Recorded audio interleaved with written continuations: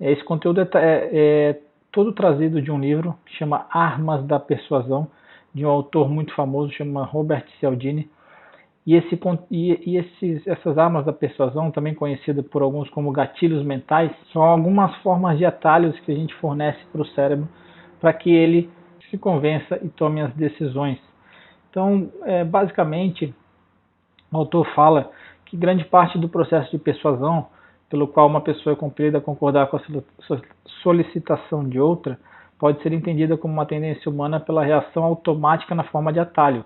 A maioria dos indivíduos em nossa cultura desenvolveu um conjunto de características desencadeadoras para o consentimento, ou seja, um conjunto de informações específicas que normalmente apontam quando acatar um pedido pode ser correto e benéfico. Cada uma dessas características pode ser usada como uma arma de influência para estimular as pessoas a concordarem com os pedidos. Então, basicamente, o que essas armas fazem, elas facilitam o convencimento das pessoas para algo que você deseja. E é importante aqui destacar, é importante falar que você precisa usar isso com muita ética, com muita dignidade e com muito valor, sempre com o objetivo de favorecer o seu cliente, de trazer um valor para ele e nunca querer ludibriar, enganar ou se favorecer de qualquer situação através dessas armas. Esse conteúdo é rico e, se utilizado de forma correta, com bastante valor, ele traz muitos resultados, como a gente tem conseguido aqui no nosso negócio, aplicando essas armas, esses gatilhos nos nossos processos, não só de venda, como em alguns dos processos internos do nosso estúdio, que eu vou dar alguns exemplos para vocês aí no decorrer. Então a gente vai falar sobre 6 gatilhos mentais, 6 armas da persuasão, todas elas constam no livro, e eu vou falar sobre elas e como você pode de alguma forma utilizar no seu negócio. O primeiro gatilho, a primeira arma da persuasão é o gatilho da reciprocidade. O que é o gatilho da reciprocidade? O gatilho da reciprocidade diz que quando a gente recebe um favor, quando alguém faz um favor para você, você fica compelido a retribuir esse favor.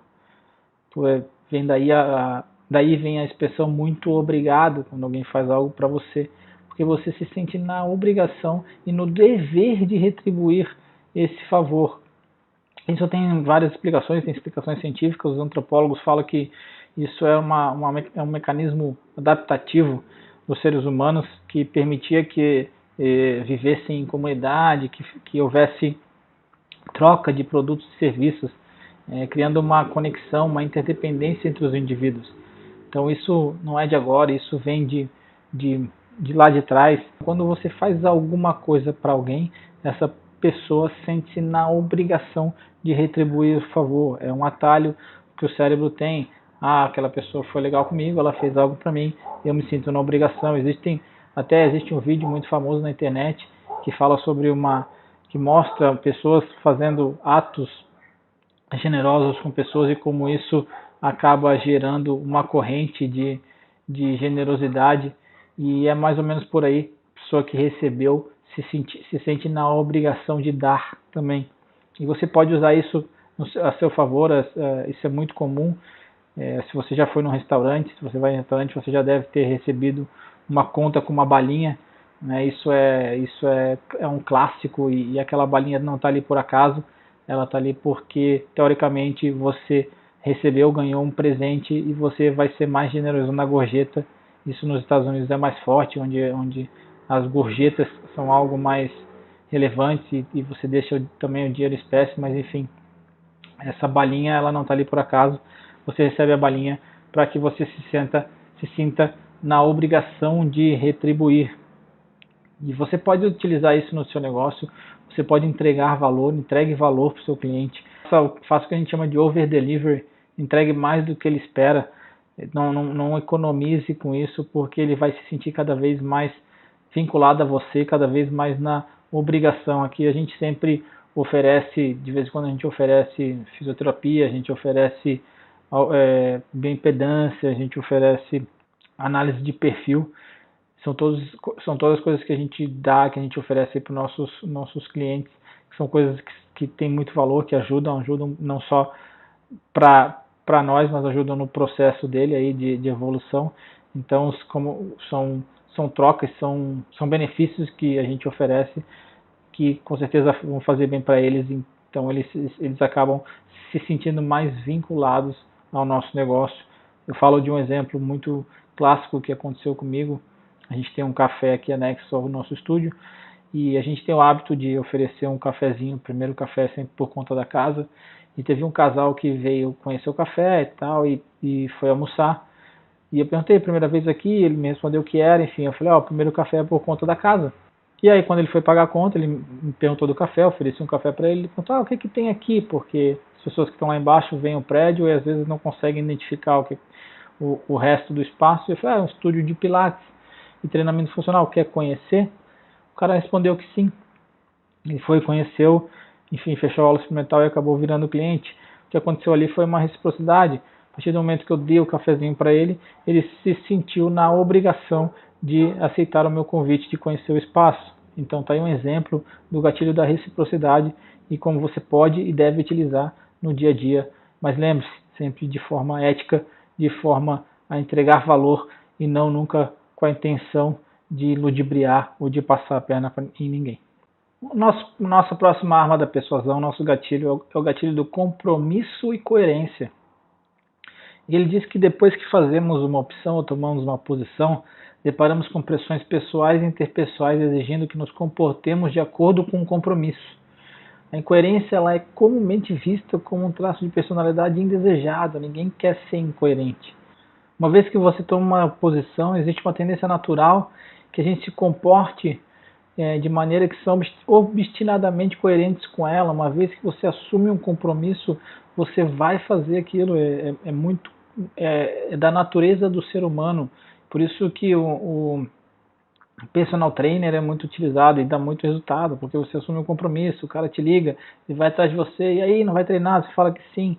Então dificilmente dificilmente a pessoa não consegue cumprir com aquilo que ela se compromete. É importante que você utilize isso. Compromisso e coerência é algo muito presente na vida de todo mundo. A gente tende a cumprir com aquilo que a gente se compromete. A gente precisa ser coerente. O ser humano tem essa necessidade dessa coerência. No livro ele traz alguns exemplos bem legais. Ele fala sobre o caso sobre um experimento que fizeram nos Estados Unidos, em Nova York, se não me engano, numa praia. E o experimento era assim, tinha uma pessoa sentada na praia, vinha uma pessoa do experimento e sentava do lado dessa pessoa com a toalha e tal. E essa pessoa que fazia parte do experimento se levantava e ia para a água. Aí vinha uma outra pessoa e simulava roubar a toalha dessa pessoa. Eles fizeram isso 20 vezes e apenas 4 vezes alguém foi lá e pegou a toalha, enfim, ou tentou impedir o roubo da toalha. Depois eles foram lá, fizeram esse experimento novamente, só que dessa vez eles mudaram. A pessoa que ia para a água virava para a pessoa que estava do lado e pedia: "Você pode dar uma olhada para mim?" Esperava a pessoa se comprometer. Depois que a pessoa fez isso, o número de pessoas aumentou para 19. Então, vejam que depois que a pessoa assumiu o compromisso, ela foi lá e se comprometeu com a pessoa que ia cuidar da toalha, ela não conseguia não intervir. É uma tendência do ser humano. Em outro exemplo, ele fala sobre um case de um restaurante, e o restaurante ele tinha bastante problema com que faziam a reserva e não compareciam. Eles começaram a mapear e começaram a buscar entender o processo, o que estava atrás disso, por que isso acontecia. Eles identificaram que na ligação, quando a pessoa que ia fazer a reserva falava com o cliente, ela falava a seguinte frase: "Por favor, ligue se mudar de planos." E aí o que eles fizeram? Eles mudaram. Eles passaram a fazer uma nova pergunta. Em vez de falar "por favor, ligue se mudar de planos", ela passou a perguntar: "Você vai nos ligar se mudar de planos?" Esperava a resposta do cliente. Com isso, a taxa de desistência caiu de 30% para 10%. Então, o compromisso coerência ele pode ser usado, existem várias formas. Você sempre deve assumir compromissos com seu aluno, compromissos de vir para a aula, compromissos de não faltar, compromissos dele com a saúde dele. Traga isso, faça com que ele afirme isso, faça com que ele verbalize esses compromissos, trazer uma fidelização do seu cliente com você e pode ser utilizado até no processo de venda, na abordagem, quando alguém chegar para o seu estúdio, pergunte o quão comprometido ele está com a saúde, qual que é a relevância da saúde para a vida dele, como que ele entende que uma mudança de hábito pode ser benéfica para ele. Faça o seu cliente assumir compromissos, assuma compromissos com ele, que ele vai ter a tendência a ser coerente com esse compromisso assumido. Nosso próximo gatilho é a aprovação social. Que a aprovação social é a tendência que a gente tem de decidir o que é correto através da opinião de outras pessoas. Porque a gente, geralmente, o ser humano, quanto maior o número de pessoas que acham uma ideia correta, mais a probabilidade de você achar que aquela ideia é boa ou correta aumenta muito. Isso é clássico. Quem aqui já não passou por isso? Você vai num restaurante vazio e um outro restaurante cheio. Qual restaurante você acha que é melhor? Você vai sempre tender a achar que o restaurante cheio é o melhor, é a aprovação social. Quanto mais indivíduos estiverem utilizando aquele serviço, quanto mais pessoas estiverem aprovando aquele serviço, maior é a tua tendência de achar que aquilo é bom. É muito comum, às vezes você vai na igreja, ou você vai em algum lugar que as pessoas estejam fazendo qualquer tipo de doação, quando as pessoas tendem a doar mais, quando tem uma caixinha cheia de dinheiro, ou quando elas veem outras pessoas doando, ou quando elas veem outras pessoas fazendo algo. Isso é o gatilho da aprovação social. Isso é muito rico, você pode utilizar isso de diversas formas no seu estúdio. Você pode sempre tentar promover, pegar as aulas mais cheias e postar, pegar depoimento dos seus alunos, pegar pessoas falando da transformação delas e utilizar isso no teu processo de venda, de divulgação da tua marca. Aprovação social. As pessoas tendem a achar que alguma coisa é boa baseada na opinião de outras pessoas. Quanto mais pessoas falarem bem do seu negócio, quanto maior sua aprovação social, mais resultados você vai ter, mais pessoas vão querer comprar do seu produto, mais pessoas vão querer utilizar os seus serviços e mais pessoas vão ser convencidas a entrar para o seu estúdio. Gatilho da autoridade. O gatilho da autoridade, ele diz que desde cedo descobrimos que seguir os conselhos de referências, pais, professores, era benéfico em parte por causa de sua sabedoria maior, em parte porque eles controlavam nossas recompensas ou punições, evidentemente. Obedecer às prescrições de autoridades genuínas costuma ser benéfico por causa de altos níveis de conhecimento e poder que esses indivíduos geralmente detêm. A gente pega conselhos com pessoas mais experientes, a gente respeita as pessoas mais experientes, a gente respeita pessoas que são referências em algum assunto. Quando você você está com algum problema de finanças, você vai buscar conselho com alguém que você entende que é um expert no assunto. Esse é o gatilho da autoridade.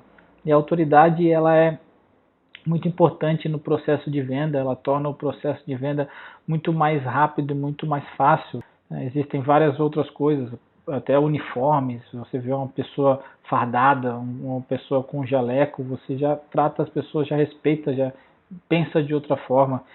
Então as pessoas precisam te enxergar como uma autoridade no assunto.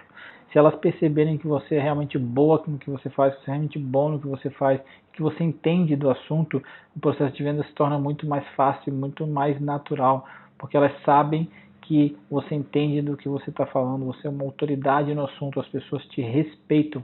Então construa a sua autoridade e trabalhe na sua autoridade. Mais uma vez, não tenha vergonha, você precisa se vender, você precisa expor os seus títulos, você precisa expor as suas realizações e você precisa mostrar para as pessoas aquilo que você tem de melhor. Elas precisam enxergar em você uma referência no assunto para que elas possam vir até você, tornar-se clientes fiéis ao seu negócio. Então não economize, não tenha vergonha e divulgue aí o seu trabalho, divulgue os seus títulos e trabalhe fortemente na sua autoridade para que as pessoas cada vez mais percebam isso em você. O próximo gatilho é o gatilho da escassez. O gatilho da escassez diz que as oportunidades parecem mais valiosas para nós quando estão menos disponíveis. As pessoas parecem mais motivadas pelo pensamento de perder algo do que pelo pensamento de ganhar algo do mesmo valor. E está relacionado à perda da liberdade de poder decidir.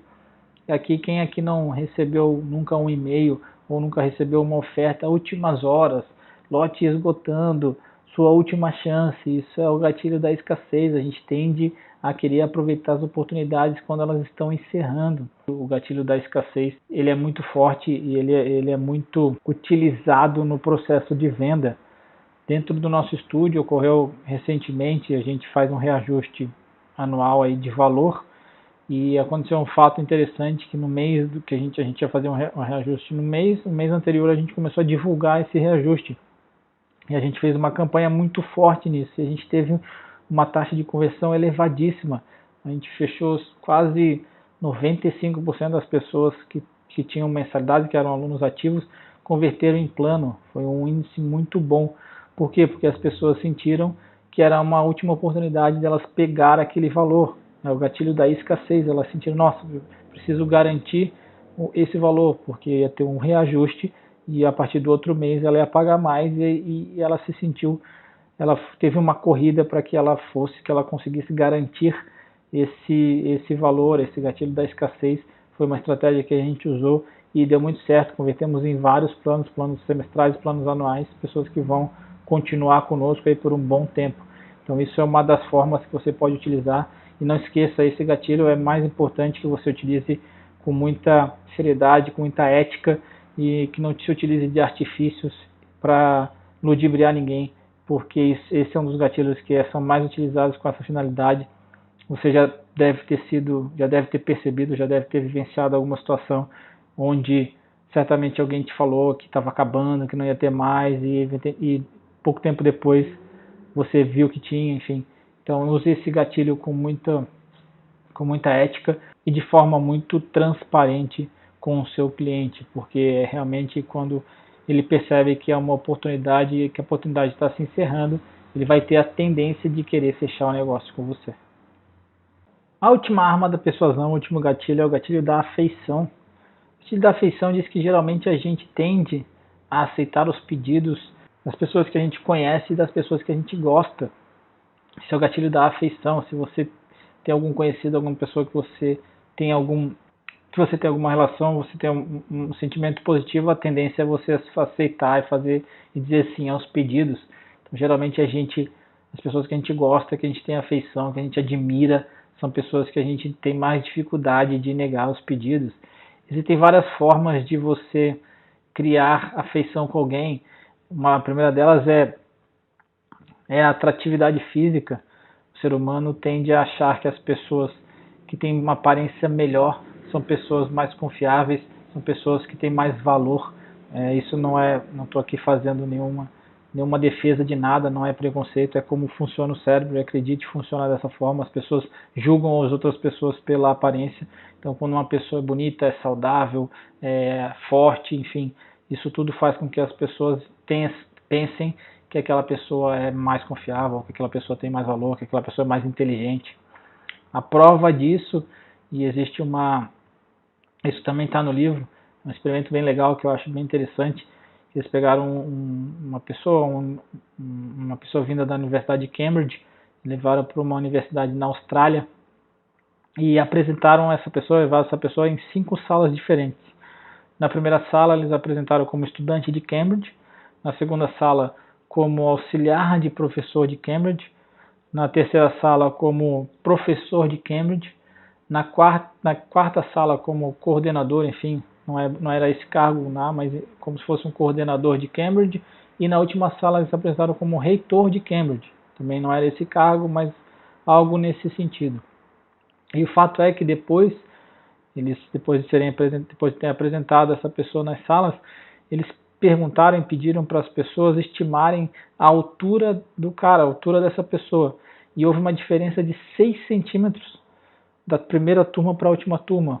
Por quê? Porque eles imaginavam, pelo cara ser o reitor de Cambridge, ele era um cara mais alto do que realmente ele era. E é assim que funciona o cérebro. A gente acaba tendo mais afeição, a gente acaba se relacionando, tendo a tendência a ter uma aceitação melhor pelas pessoas que a gente entende que tem atratividade física, que a gente tem alguma atratividade física ou que a gente considera bonita, enfim. Então, realmente você ter pessoas simpáticas, bem cuidadas, bem arrumadas, enfim, na recepção ou na porta de entrada, com certeza pode ajudar e pode dar bastante diferença até no processo de venda do seu negócio. Uma outra forma de criar afeição muito utilizada e muito útil é o elogio. As pessoas adoram ser elogiadas, é importante que você elogie as pessoas.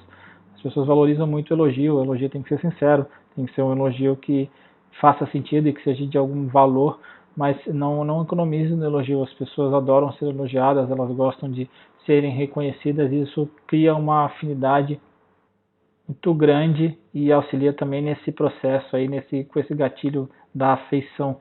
O contato e a cooperação, quando você ajuda alguém, né, a gente falou sobre a reciprocidade, mas enfim, quando você ajuda uma pessoa de forma genuína, você faz algum favor, quando você ajuda, é solícito, faz algo de valor para a pessoa, ela tende a ter uma afeição por você. E a semelhança também cria afeição quando a pessoa se sente parecida com você, quando ela encontra alguma peça-chave, alguma correlação com você, isso facilita muito e já cria uma afeição. Pode ser lá desde time de futebol, desde de gosto por alguma coisa, até mesmo um exemplo que eu utilizo é que às vezes quando eu atendo alguém ou quando alguém vem aqui e fala, eu tenho hérnia de disco, eu falo, eu também.